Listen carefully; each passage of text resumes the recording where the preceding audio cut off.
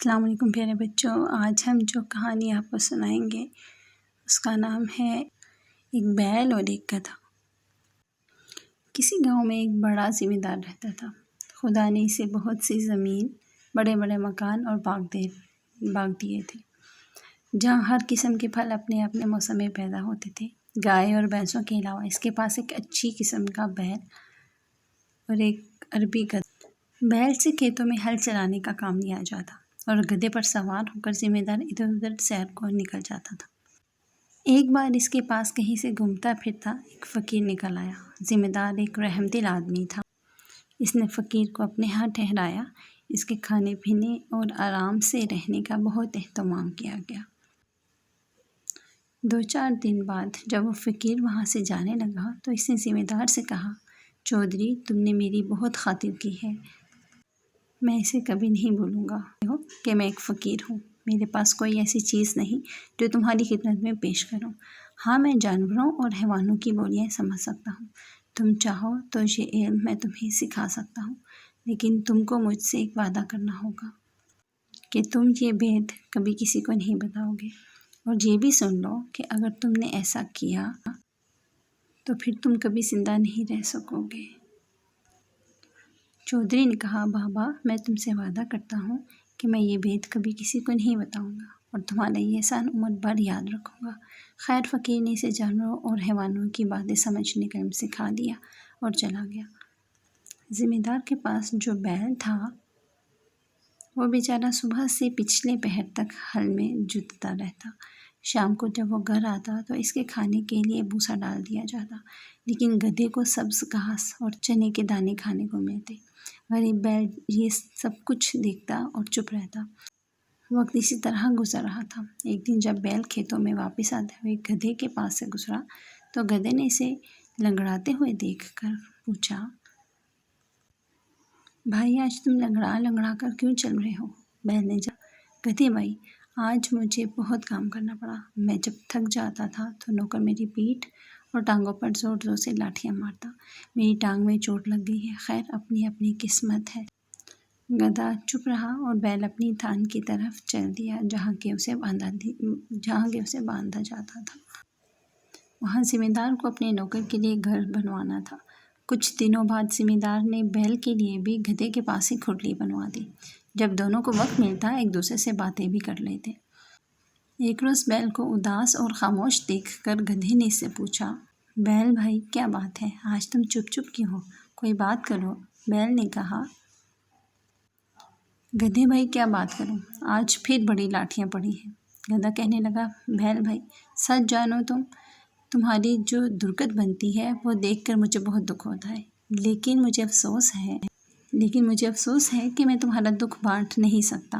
بیل بولا، گدھے بھائی، تم سچ کہہ رہے ہو، دکھ تو کوئی کسی کا نہیں بانٹ سکتا، لیکن تم کچھ تو مشورہ دو کہ اس مصیبت سے میری جان کیسے چھوٹے گی، اور نہیں تو 2-4 دن ہی آرام کر لوں۔ نے کہا، ایک ترکیب میری سمجھ میں آئی ہے، اس پر عمل کرو گے تو 5-7 روز کے لیے تو بچ جاؤ گے۔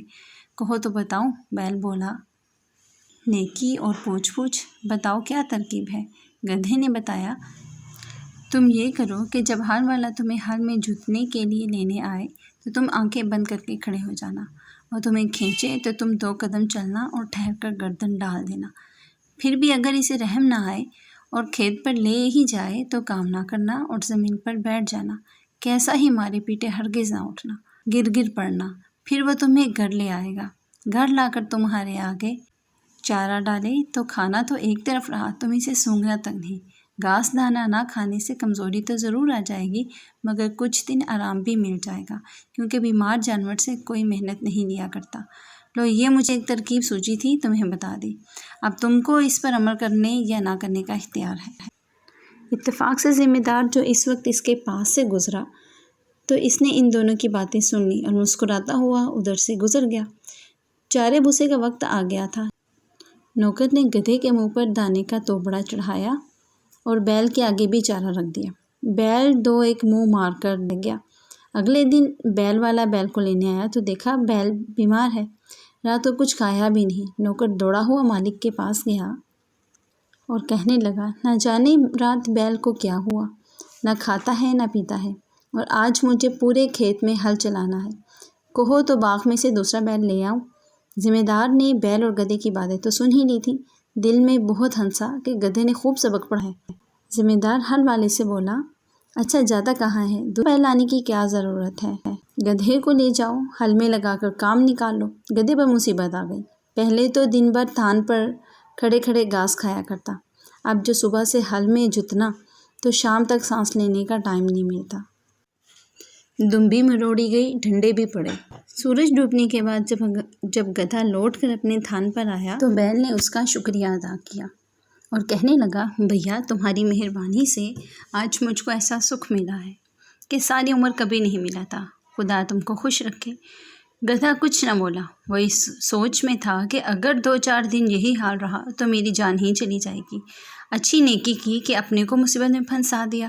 دوسرے دن پھر ہل والا گدھے کو لے گیا اور شام تک اسے ہل میں لگائے رکھا۔ جب گدھا تھکا ہارا واپس آیا تو بیل نے پھر اس کا شکریہ ادا کیا اور خوشامد کی باتیں کرنی چاہیے۔ گدھا کہنے لگا، میاں ان باتوں کو رہنے دو، آج میں نے مالک کی زبان سے ایک ایسی بری خبر سنی ہے کہ میرے رونگٹے کھڑے ہو رہے ہیں۔ خدا تم کو اپنی حفاظت میں رکھے۔ بیل نے کان کھڑے کر کے پوچھا، گدھے بھائی سناؤ تو، میرا تو دل دھڑکنے لگا۔ گدھا بولا، کیا سناؤں؟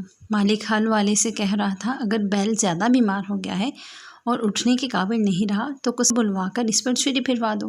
بیل کسائی کے نام سے کانپ اٹھا اور کہنے لگا، پھر تم کیا مشورہ دیتے ہو؟ گدھا بولا، میں تو ہر حال میں تمہارا بھلا ہی چاہتا ہوں۔ اب میرا یہ مشورہ ہے کہ تم کھڑے ہو جاؤ، چارہ بھوسا کھانے لگو اور صبح کو جب ہل والا آئے تو خوشی خوشی اس کے ساتھ جا ہل میں جت جاؤ۔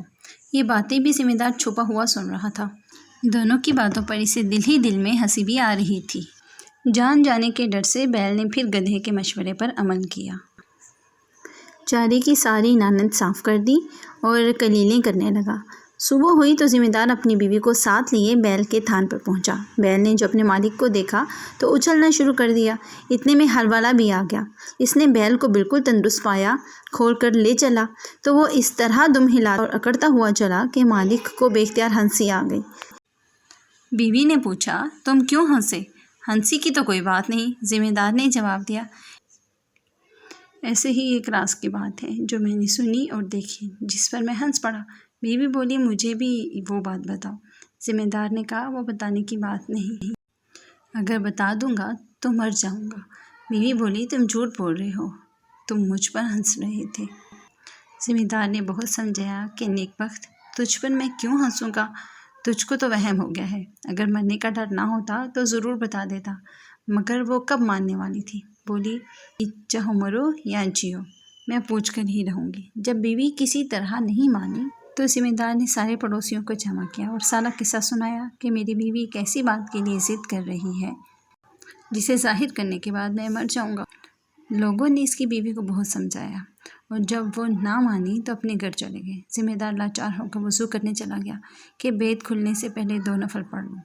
ذمہ دار کے ہاں ایک مرغا اور 50 مرغیاں پلی ہوئی تھیں اور ایک کتا بھی تھا۔ ذمہ دار نے جاتے ہوئے سنا کہ کتا مرغے پر بہت غصہ ہو رہا ہے کہ کمبخت، تو کہاں مرغیوں کے ساتھ بھاگا چلا جاتا ہے، ہمارے تو آقا کی جان جانے والی ہے۔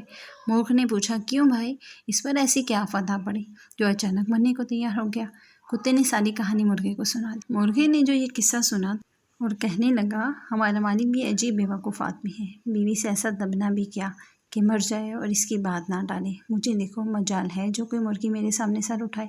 مالک ایسا کیوں نہیں کرتا کہ گھر میں جو شہتوت کا درخت ہے اس کی 2-4 سیدھی سیدھی ٹہنیاں توڑے اور اس زدن کو تہ خانے میں لے جا کر اسے ایسا پیٹے کہ وہ توبہ کر لے اور پھر کبھی ایسی حرکت نہ کرے۔ ذمہ دار نے مرغ کی یہ بات سن کر شہتوت کی ٹہنیاں توڑیں اور انہیں تہ خانے میں چھپایا۔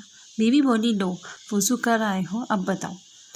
ذمہ دار نے کہا، ذرا تہ خانے چلی چلو تاکہ میں راز بھی کھولوں تو کوئی دوسرا جانے بھی نہیں اور وہیں مر بھی جاؤں۔ بیوی نے کہا، اچھا، اور آگے آگے تہ خانے میں گھس گئی۔ ذمہ دار نے دروازہ بند کر کے بیوی کو اتنا مارا کہ وہ ہاتھ جوڑ کر کہنے لگی، میری توبہ ہے، پھر کبھی بھی نہیں کروں گی۔ اس کے بعد کنبے والے اور رشتے دار جو پریشان تھے خوش ہو گئے اور میاں بیوی مرتے دم تک بڑے اطمینان زندگی بسر کرنے لگے۔ پیارے بچوں، امید ہے آج کی کہانی بھی آپ کو بہت پسند آئی ہوگی۔